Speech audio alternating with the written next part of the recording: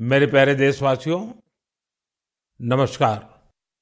Monsoon के इस मौसम में प्राकृतिक आपदाएं देश की कसौटी कर रही हैं। पिछले कुछ हफ्तों में हमने बाढ़ और भूस्खलन का बड़ा कहर देखा है। कहीं घर उजड़ गए, कहीं खेत डूब गए, परिवार के परिवार उजड़ गए। पानी के तेज बहाव में कहीं पुल बह गए, सड़कें बह गई, लोगों का जीवन संकट में फंस गया। इन घटनाओं ने हर हिंदुस्तानी को दुखी किया है। जिन परिवारों ने अपने प्रियजन खोए, उनका दर्द हम सबका दर्द है। जहां भी संकट आया, वहां के लोगों को बचाने के लिए हमारे एनडीआरएफ, एसडीआरएफ के जवान, अन्य सुरक्षा बल, हर कोई दिन रात जुटे रहे। जवानों ने तकनीक का सहारा भी लिया है। थर्मल कैमरे, लाइव डिटेक्टर, स्नीफर डॉग्स और ड्रोन सर्विलेंस ऐसे अनेक आधुनिक संसाधनों के सहारे राहत कार्य में तेजी लाने की भरपूर कोशिश की गई। इस दौरान हेलीकॉप्टर से राहत सामग्री पहुंचाई गई, घायलों को एयरलिफ्ट किया गया। आपदा की घड़ी में सेना मददगार बनकर सामने आई। स्थानीय लोग, सामाजिक कार्यकर्ता, डॉक्टर, प्रशासन, संकट की इस घड़ी में सभी ने हर संभव प्रयास किया। मैं ऐसे हर नागरिक को हृदय से धन्यवाद देता हूं, जिन्होंने इस कठिन समय में मानवीयता को सबसे ऊपर रखा हुआ है। मेरे प्यारे देशवासियों, बाढ़ और बारिश की इस तबाही के बीच जम्मू कश्मीर ने दो बहुत खास उपलब्धियां भी हासिल की हैं। इन पर ज्यादा लोगों का ध्यान नहीं गया, लेकिन जब आप उन उपलब्धियों के बारे में जानेंगे तो आपको बहुत खुशी होगी। जम्मू कश्मीर के पुलवामा के एक स्टेडियम में रिकॉर्ड संख्या में लोग इकट्ठा हुए। यहाँ पुलवामा का पहला डे नाइट क्रिकेट मैच खेला गया। पहले ये होना असंभव था, लेकिन अब मेरा देश बदल रहा है। ये मैच रॉयल प्रीमियर लीग का हिस्सा है, जिसमें जम्मू कश्मीर की अलग-अलग टीमें खेल रही हैं। इतने सारे लोग, खासकर युवा, पुलवामा में रात के समय हजारों की तादाद में क्रिकेट का आनंद लेते हुए, ये नजारा वाकई देखने लायक था। साथियों, दूसरा आयोजन जिसने ध्यान खींचा वो है देश में हुआ पहला खेलो इंडिया वाटर स्पोर्ट्स फेस्टिवल, और वो भी श्रीनगर की डल झील पर हुआ। सचमुच ऐसा उत्सव आयोजित करने के लिए ये कितनी खास जगह है।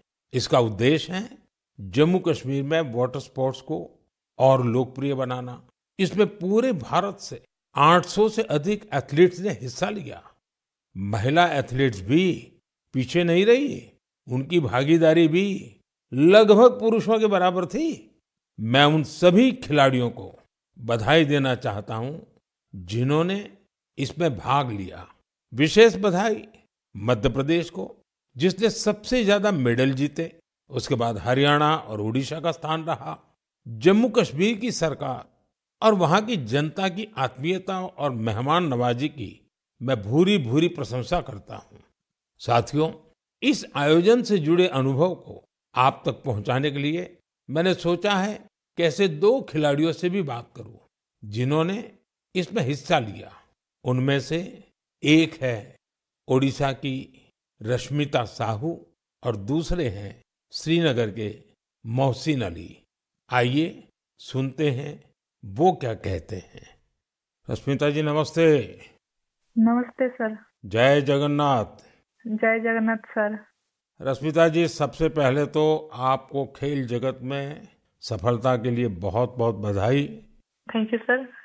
रश्मिता, हमारे श्रोता आपके बारे में और आपकी खेल यात्रा के बारे में जानने के लिए बहुत उत्सुक है। मैं भी बहुत उत्सुक हूँ, बताइए। सर, मैं रश्मिता साहू हूँ, उड़ीसा से। और मैं कैनोइंग प्लेयर हूँ। मैं 2017 से स्पोर्ट्स ज्वाइन किया था, कैनोइंग शुरू किया था और मैं नेशनल लेवल में नेशनल चैंपियनशिप और नेशनल गेम्स में पार्टिसिपेट किया हूँ। मेरा 41 मेडल्स है, 13 गोल्ड, 14 सिल्वर और 14 ब्रोंज मेडल सर। इस खेल की रुचि कैसे बनी? सबसे पहले किसने आपको इस तरफ प्रेरित किया? आपके परिवार में खेल का वातावरण है क्या? नहीं सर, मैं जिस गांव से आती हूँ उसमें खेल का कोई ये नहीं था।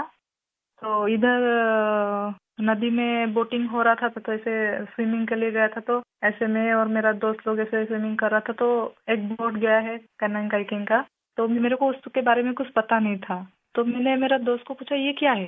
तो दोस्त ने बताया कि उधर जगतपुर में साई स्पोर्ट्स सेंटर है, उसमें खेल का होता है, उसमें मैं भी जाने वाली हूँ। मेरे को बहुत इंटरेस्टिंग लगा। तो ये क्या है मुझे पता भी नहीं था। ये तो पानी में बच्चे लोग कैसे करते हैं, बोटिंग करते हैं। मैं वो उसको बोला कि मुझे भी जाना है, कैसे कैसे जाना है मुझे भी बताओ। तो उधर जाके बात करो बोला है। फिर मैं तुरंत घर में जाके पापा मेरे को जाना है, पापा मेरे को जाना है। फिर पापा लोग ठीक है लेके आया। उस टाइम ट्रायल तो नहीं था। फिर कोच लोग ने बोला कि ट्रायल फरवरी में होता है, फरवरी मार्च में, आप उस टाइम ट्रायल के टाइम में आ जाओ। फिर मैं ट्रायल के टाइम में आया। अच्छा रश्मिता, कश्मीर में हुए खेलो इंडिया वाटर स्पोर्ट्स फेस्टिवल में आपका स्वयं का अनुभव कैसा रहा? पहली बार कश्मीर गई थी? हाँ सर, मैं पहली बार कश्मीर गई थी। हम लोग को उधर खेलो इंडिया फर्स्ट खेलो इंडिया वाटर स्पोर्ट्स फेस्टिवल आयोजित किया गया था। उसमें मेरा 2 इवेंट था, सिंगल 200 मीटर और 500 मीटर डबल में, और मैं दोनों में गोल्ड मेडल हासिल किया हूँ सर। अरे वाह, दोनों में ले आई हो। Yes sir. बहुत बहुत बधाई। Thank you sir. अच्छा रश्मिता, वाटर स्पोर्ट्स के अलावा आपकी क्या हॉबीज हैं? सर वाटर स्पोर्ट्स के अलावा सर मेरे को स्पोर्ट्स में मेरे को रनिंग बहुत अच्छा लगता है। जब भी मैं छुट्टी में जाती हूँ तब मैं रनिंग के लिए जाती हूँ। मेरा जो पुराना फील्ड है उधर मैं पहले थोड़ा सा फुटबॉल खेलना सीखी थी। तो उधर जब भी जाती थी मैं बहुत रनिंग करती हूँ और मैं फुटबॉल भी खेलती हूँ सर, थोड़ा बहुत। मतलब खेल आपके रगों में है। हाँ सर, मैं जब फर्स्ट क्लास से 10th क्लास तक जब स्कूल में था तो मैं जो भी पार्टिसिपेट करता था उसमें सब में फर्स्ट होता था, चैंपियन होता था सर। रश्मिता, जो लोग आपकी तरह खेलों में आगे बढ़ना चाहते हैं, अगर उनको कोई संदेश देना है तो आप क्या दोगी? सर बहुत सारे बच्चे, उनको घर से निकलना भी मना होता है, और लड़की हो बाहर में कैसे जाओगे, और किसी किसी का पैसा का दिक्कत की वजह से वो लोग खेल छोड़ रहे हैं। और ये जो खेलो इंडिया का स्कीम हो रहा है उसमें बहुत सारे बच्चों को पैसा का भी मदद मिलता है और बहुत सारे बच्चों को बहुत सारे हेल्प मिल रहा है। उसके वजह से बहुत सारे बच्चे आगे जा पा रहे हैं। और मैं बोलूंगी सबसे कि खेल को छोड़ो मत, खेल से बहुत आगे जा सकते हैं। तो खेल तो एक खेल है लेकिन उसमें शरीर का हर अंश स्वस्थ भी रहता है, और खेल को आगे लेके इंडिया को मेडल दिलवाना हमारा कर्तव्य है सर। चलिए रश्मिता जी, मुझे बहुत अच्छा लगा। आपको फिर से एक बार बहुत बहुत बधाई। और आपके पिताजी को भी मेरी तरफ से प्रणाम कहिएगा, क्योंकि उन्होंने इतनी कठिनाइयों के बीच भी एक बेटी को आगे बढ़ने के लिए इतना प्रोत्साहन दिया। मेरी बहुत बहुत शुभकामनाएं हैं। धन्यवाद। Thank you sir. जय जगन्नाथ। जय जगन्नाथ सर। मोहसिन अली, नमस्ते। नमस्ते सर। मोहसिन जी, आपको बहुत बहुत बधाई और आपके उज्जवल भविष्य के लिए बहुत बहुत शुभकामनाएं। Thank you sir. मोहसिन, आपने पहले खेलो इंडिया वाटर स्पोर्ट्स इसका फेस्टिवल, और उसमें भी सबसे पहला गोल्ड मेडल जीतने वाले आपको कैसा लगा? सर बहुत ही खुश हूँ मैंने गोल्ड मेडल जीता है खेलो इंडिया में, जो पहली बार हुआ है यहाँ पर कश्मीर में। लोगों में क्या चर्चा है? बहुत ही चर्चा है सर, पूरी फैमिली खुश है अभी। आपके स्कूल वाले? स्कूल वाले भी सब खुश है। कश्मीर में सब बोलते हैं आप गोल्ड मेडलिस्ट हो। तो आप तो बड़े सेलिब्रिटी बन गए। सर अच्छा, वाटर स्पोर्ट्स की रुचि कैसे बनी और उसके फायदे क्या नजर आ रहे हैं आप? पहले बचपन में मैंने देखा वो बोट चलती हुई वहाँ पर डल लेक में। पापा ने बोला आप करोगे? हाँ मुझे भी शौक है। मैं भी फिर गया वहाँ पर सेंटर में मैडम के पास, फिर मैम ने मुझे सिखाया, बिल्किस मैम ने। अच्छा मोहसिन, पूरे देश के लोग आए थे, पहली बार वाटर स्पोर्ट्स का कार्यक्रम हुआ, और वो भी श्रीनगर में हुआ, वो भी डल झील में हुआ। ये इतने सारे देश के लोग आए, तो वहाँ के लोगों को क्या फील होता था? बहुत ही खुशी है सर, सब बोल रहे अच्छी जगह है, पूरा अच्छा है, यहाँ पर फैसिलिटी सब कुछ अच्छी है, सब यहाँ पर सब कुछ अच्छा रहा खेलो इंडिया में। तो आप कहीं खेलने के लिए कश्मीर के बाहर गए हैं कभी? इस मैं भोपाल गया हूँ, गोवा गया हूँ, केरला गया हूँ, हिमाचल गया हूँ। अच्छा, फिर आप तो पूरा हिंदुस्तान देख लिए है। Yes sir. अच्छा, ये इतने सारे खिलाड़ी वहां आए थे, यस सर। तो नए दोस्त बनाए कि नहीं बनाए? सर बहुत दोस्त बना दिए, एक साथ भी घूमे हम, यहाँ पर डल लेक में, लाल चौक में, पूरे जगह घूमे हम सर। पहलगाम भी गए थे। यस सर, पूरी जगह। देखिए, मैंने तो देखा है कि जम्मू कश्मीर में स्पोर्ट्स टैलेंट बड़ा गजब का है जी। Yes sir. हमारे जो जम्मू कश्मीर के नौजवान है, वो देश का नाम रोशन करे, इतना सामर्थ्य है उनके अंदर, और आपने करके दिखाया है। सर मेरा ड्रीम है ओलंपिक में मेडल जीतना, वही ड्रीम है। वाह, शाबाश। वही ड्रीम है सर। देखिए, आपसे सुन करके ही मेरे तो रोंगटे खड़े हो गए। सर अभी वही ड्रीम है मेरा, ओलंपिक में मेडल जीतना, देश के लिए नेशनल एंथम बजाना, बस वही ड्रीम है मेरा। मेरे देश का एक मजदूर परिवार का बेटा इतने बड़े सपने देखता है, मतलब ये देश बहुत आगे बढ़ने वाला है। सर बहुत आगे बढ़ने वाला है। हम शुक्रगुजार है इंडिया गवर्नमेंट का, जिनने इतना यहाँ पर खेलो इंडिया के यहाँ पर पहली बार हुआ है सर। तभी तो तुम्हारा स्कूल में भी जय जयकार चलता होगा। Yes sir. चलिए मोहसिन, मुझे बहुत अच्छा लगा आपसे बात करके, और मेरी तरफ से आपके पिताजी को विशेष रूप से मेरा धन्यवाद करना, क्योंकि उन्होंने मजदूरी की जिंदगी जी करके भी आपकी जिंदगी बनाई है, और आपने अपने पिताजी के शब्दों पर बिल्कुल आराम किए बिना 10 साल तक तपस्या की है। ये खिलाड़ी के लिए बहुत बड़ी प्रेरणा होती है, और आपके कोच को भी मैं बहुत बधाई देता हूं कि जिन्होंने आपके पीछे इतनी मेहनत की। मेरी तरफ से बहुत बहुत शुभकामनाएं, बहुत बहुत बधाई भैया। Thank you sir. नमस्कार सर। जय हिंद। साथियों, एक भारत श्रेष्ठ भारत की भावना देश की एकता, देश के विकास के लिए बहुत जरूरी है, और निश्चित तौर पर खेल इसमें बड़ी भूमिका निभाते हैं। और इसलिए ही तो मैं कहता हूं, जो खेलता है वो खिलता है। हमारा देश भी जितनी टूर्नामेंट खेलेगा उतना खिलेगा। आप दोनों खिलाड़ियों को, आपके साथियों को मेरी बहुत बहुत शुभकामनाएं। मेरे प्यारे देशवासियों, आपने यूपीएससी का नाम तो जरूर सुना होगा। ये संस्था देश की सबसे कठिन परीक्षाओं में से एक सिविल सर्विसेज का एग्जाम भी लेती है। हम सब ने सिविल सर्विसेज के टॉपर्स की प्रेरणादायी बातें अनेक बार सुनी है।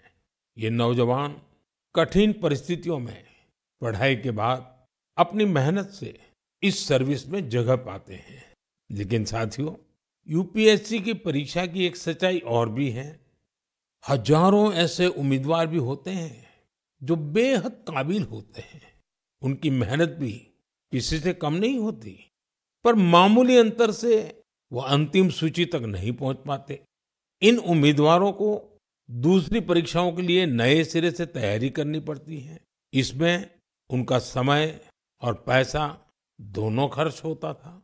इसलिए अब ऐसे होनहार विद्यार्थियों के लिए भी एक डिजिटल प्लेटफॉर्म बनाया गया है, और इसका नाम है प्रतिभा सेतु।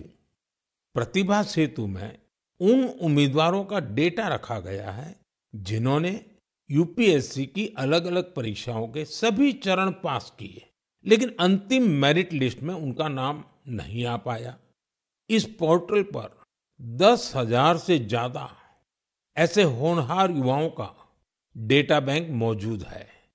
कोई सिविल सर्विस की तैयारी कर रहा था, कोई इंजीनियरिंग सर्विस में जाना चाहता था, कोई मेडिकल सर्विसेज के हर पड़ाव को पार कर चुका था, लेकिन फाइनल में उसका सिलेक्शन नहीं हुआ। ऐसे सभी उम्मीदवारों की जानकारी अब प्रतिभा सेतु पोर्टल पर उपलब्ध कराई जा रही है। इस पोर्टल से प्राइवेट कंपनियां इन होनहार स्टूडेंट्स की जानकारी लेकर उन्हें अपने यहाँ नियुक्ति दे सकती है। साथियों, इस प्रयास के नतीजे भी आने लगे हैं। सैकड़ों उम्मीदवारों को इस पोर्टल की मदद से तुरंत नौकरी मिली है, और वो युवा जो मामूली अंतर से रुक गए थे, अब नए आत्मविश्वास के साथ आगे बढ़ रहे हैं। मेरे प्यारे देशवासियों, आज पूरी दुनिया का ध्यान भारत की तरफ है। भारत में छिपी संभावनाओं पर दुनिया भर की नजर है। इसी से जुड़ा एक सुखद अनुभव मैं आपसे साझा करना चाहता हूं। आपको पता है कि आजकल पॉडकास्ट का बहुत फैशन है। विभिन्न विषयों से जुड़े पॉडकास्ट को भांति-भांति के लोग देखते और सुनते हैं। बीते दिनों मैं भी कुछ पॉडकास्ट में शामिल हुआ था। ऐसा ही एक पॉडकास्ट दुनिया के बहुत फेमस पॉडकास्टर लेक्स फ्रीडमैन के साथ हुआ था। उस पॉडकास्ट में बहुत सारी बातें हुई और दुनिया भर के लोगों ने उसे सुना भी। और जब पॉडकास्ट पर बात हो रही तो बातों बातों में ऐसे ही मैंने एक विषय उठाया था। जर्मनी के एक खिलाड़ी ने उस पॉडकास्ट को सुना और उसका ध्यान मैंने उसमें जो बात बताई थी उस पर केंद्रित हो गया। उन्होंने उस टॉपिक से इतना कनेक्ट किया कि पहले उन्होंने उस टॉपिक पर रिसर्च की और फिर जर्मनी में भारतीय दूतावास से संपर्क किया और उन्होंने चिट्ठी लिखकर बताया कि वो उस विषय को लेकर भारत से जुड़ना चाहते हैं। आप सोच रहे होंगे कि मोदी जी ने पॉडकास्ट में ऐसा कैसा विषय कह दिया जो जर्मनी के खिलाड़ी को प्रेरित कर गया। ये कौन सा विषय था? मैं आपको याद कराता हूं। मैंने पॉडकास्ट में बातों बातों में मध्य प्रदेश के शहडोल के फुटबॉल के क्रेज से जुड़ा एक गांव का वर्णन किया था। दरअसल 2 साल पहले मैं शहडोल गया था। वहां के फुटबॉल प्लेयर से मिला था। पॉडकास्ट के दौरान एक सवाल के उत्तर में मैंने शहडोल के फुटबॉल खिलाड़ियों का भी जिक्र किया था। यही बात जर्मनी के फुटबॉल खिलाड़ी और कोच डिटमार बायर्सडॉर्फर ने भी सुनी। शहडोल के युवा फुटबॉल खिलाड़ियों की लाइफ जर्नी ने उन्हें बहुत प्रभावित और प्रेरित किया। सही में किसी ने कल्पना भी नहीं की थी कि वहां के प्रतिभाशाली फुटबॉल खिलाड़ी दूसरे देशों का ध्यान अपनी ओर आकर्षित करेंगे। अब जर्मनी के इस कोच ने शहडोल के कुछ खिलाड़ियों को जर्मनी की एक एकेडमी में ट्रेनिंग देने की पेशकश की है। इसके बाद मध्य प्रदेश की सरकार ने भी उनसे संपर्क किया है। जल्द ही शहडोल के हमारे कुछ युवा साथी ट्रेनिंग कोर्स के लिए जर्मनी जाएंगे। मुझे यह देखकर भी बहुत आनंद आता है कि भारत में फुटबॉल की लोकप्रियता निरंतर बढ़ रही है। मैं फुटबॉल प्रेमियों से आग्रह करता हूं कि जब समय मिले वे शहडोल जरूर जाएं और वहां हो रहे स्पोर्टिंग रिवॉल्यूशन को करीब से देखें। मेरे प्यारे देशवासियों, सूरत में रहने वाले जितेंद्र सिंह राठौड़ के बारे में जानकर आपको बहुत सुखद एहसास होगा। मन गर्व से भर जाएगा। जितेंद्र सिंह राठौड़ एक सिक्योरिटी गार्ड है और उन्होंने एक ऐसी अद्भुत पहल की है जो हर देशभक्त के लिए बहुत बड़ी प्रेरणा है। पिछले कुछ वर्षों से वो उन सभी जवानों के बारे में जानकारियां जुटा रहे हैं जिन्होंने भारत माता की रक्षा में अपने प्राण न्योछावर किए हैं। आज उनके पास प्रथम विश्व युद्ध से लेकर अब तक शहीद हुए हजारों वीर जवानों के बारे में जानकारियां मौजूद है। उनके पास शहीदों की हजारों तस्वीरें भी हैं। एक बार एक शहीद के पिता की कही गई बातें उनके हृदय को छू गई। शहीद के पिता ने कहा था, बेटा गया तो क्या हुआ, वतन तो सलामत है ना। इस एक बात ने जितेंद्र सिंह जी के मन में देशभक्ति का एक अद्भुत जुनून भर दिया। आज वो कई शहीदों के परिवारों के संपर्क में है। उन्होंने करीब 2500 शहीदों के माता पिता के चरणों की मिट्टी भी अपने पास लाकर रखी है। ये सशस्त्र बलों के प्रति उनके गहरे प्रेम और जुड़ाव का जीवंत उदाहरण है। जितेंद्र जी का जीवन हमें देशभक्ति की वास्तविक सीख देता है। मेरे प्यारे देशवासियों, आजकल आपने देखा होगा, अक्सर घर की छतों पर, बड़ी इमारतों पर, सरकारी दफ्तरों में सोलर पैनल चमकते हुए दिखाई देते हैं। लोग अब इसके महत्व को समझ रहे हैं और खुले मन से अपना रहे हैं। हमारे देश पर सूर्यदेव की इतनी कृपा है, तो क्यों न उनकी दी हुई उस ऊर्जा का पूरा उपयोग करें। साथियों, सोलर पावर से किसानों की जिंदगी भी बदल रही है। वही खेत, वही मेहनत, वही किसान, लेकिन अब मेहनत का फल कहीं ज्यादा है। ये बदलाव आ रहा है सोलर पंप से और सोलर राइस मिल से। आज देश के कई राज्यों में सैकड़ों सोलर राइस मिल लग चुकी है। इन सोलर राइस मिलों ने किसानों की आय के साथ ही उनके चेहरे की रौनक भी बढ़ा दी है। साथियों, बिहार की देवकी जी ने सोलर पंप से गांव की किस्मत बदल दी है। मुजफ्फरपुर के रतनपुरा गांव के रहने वाली देवकी जी को लोग अब प्यार से सोलर दीदी कहते हैं। देवकी जी, उनका जीवन आसान नहीं था। कम उम्र में शादी हो गई, छोटा सा खेत, 4 बच्चों की जिम्मेदारी और भविष्य की कोई साफ तस्वीर नहीं। लेकिन उनका हौसला कभी टूटा नहीं। वो एक सेल्फ हेल्प ग्रुप से जुड़ी और वहीं उन्हें सोलर पंप के बारे में जानकारी मिली। उन्होंने सोलर पंप के लिए प्रयास शुरू किए और उसमें सफल भी रही।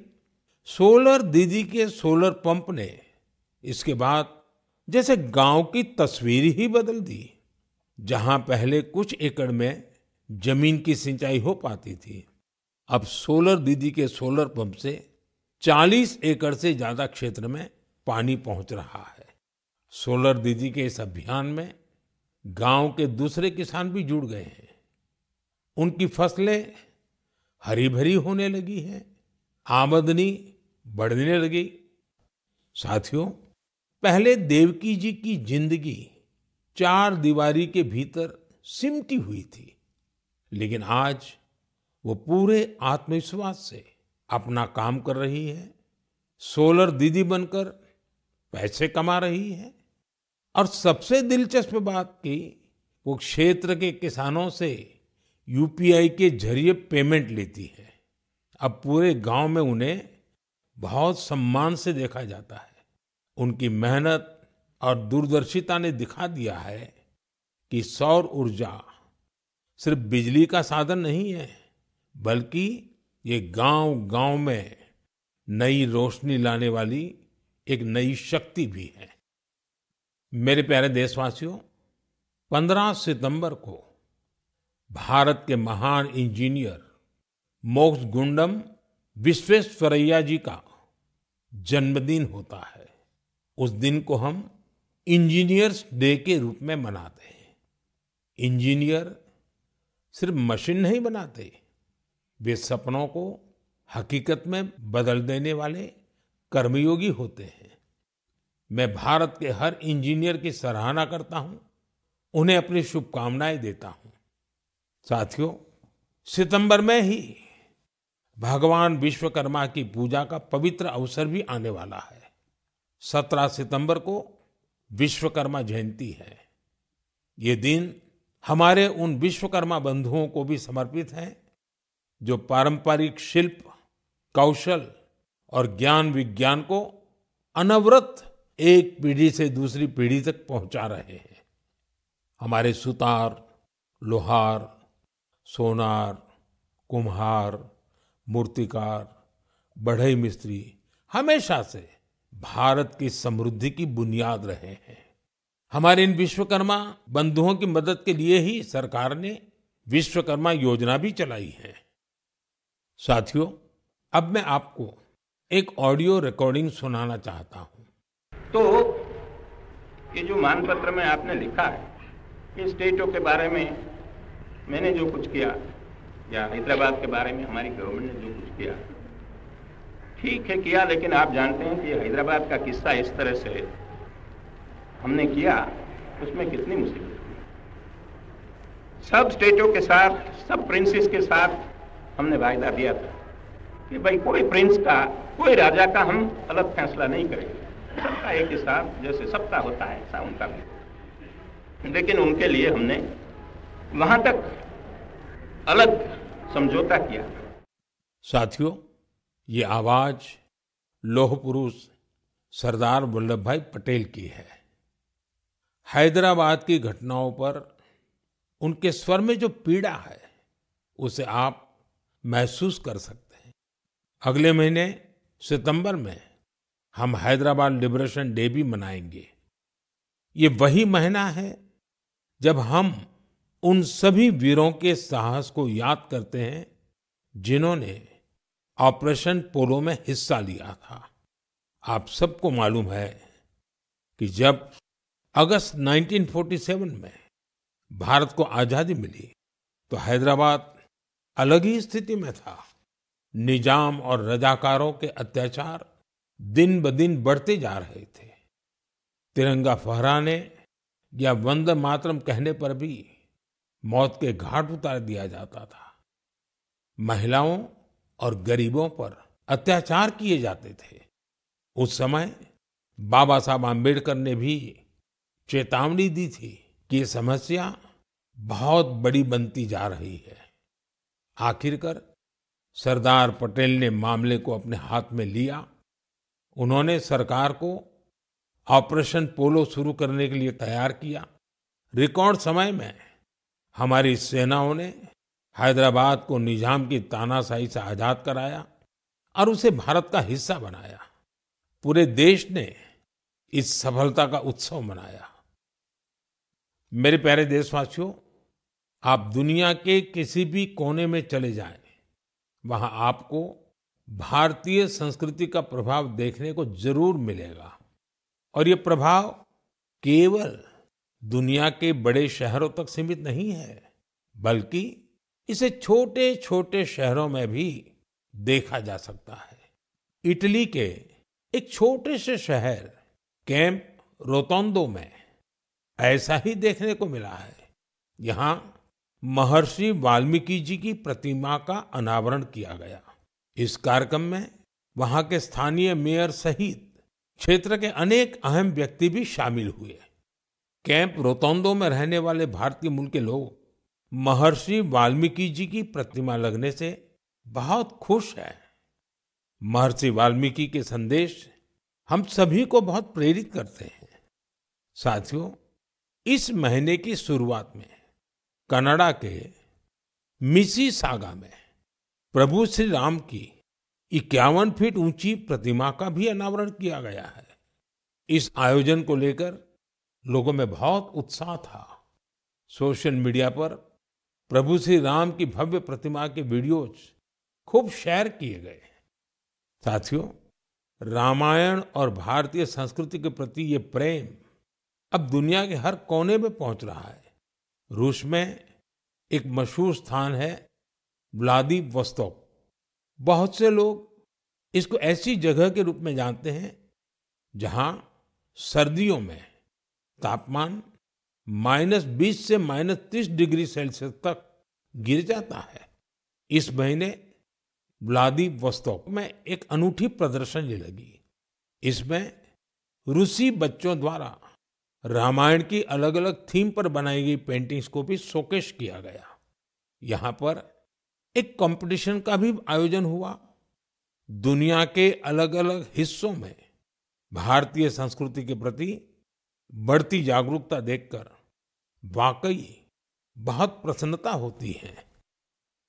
मेरे प्यारे देशवासियों, मन की बात में इस बार इतना ही। इस समय देश भर में गणेश उत्सव की धूम है। आने वाले दिनों में बहुत सारे त्योहारों की रौनक होगी। उन त्योहारों में आपको स्वदेशी की बात कभी भी भूलनी नहीं है। उपहार वही जो भारत में बना हो, पहनावा वही जो भारत में बुना हो, सजावट वही जो भारत में बने सामान से हो, रोशनी वही जो भारत में बनी झालरों से हो, और भी ऐसा बहुत कुछ। जीवन की हर जरूरत में सब कुछ स्वदेशी हो। गर्व से कहो ये स्वदेशी है, गर्व से कहो ये स्वदेशी है, गर्व से कहो ये स्वदेशी है। इस भाव को लेकर हमें आगे चलना है। एक ही मंत्र, वोकल फॉर लोकल। एक ही रास्ता, आत्मनिर्भर भारत। एक ही लक्ष्य, विकसित भारत। साथियों, इन खुशियों के बीच आप सभी स्वच्छता पर जोर देते रहें, क्योंकि जहां स्वच्छता है वहां त्योहारों का आनंद भी और बढ़ जाता है। साथियों, मन की बात के लिए मुझे इसी तरह बड़ी संख्या में अपने संदेश भेजते रहिए। आपका हर सुझाव इस कार्यक्रम के लिए बहुत महत्वपूर्ण है। अपना फीडबैक मुझ तक जरूर पहुंचाते रहें। अगली बार जब हम मिलेंगे तो और भी नए विषयों की चर्चा होगी। बहुत बहुत धन्यवाद। नमस्कार।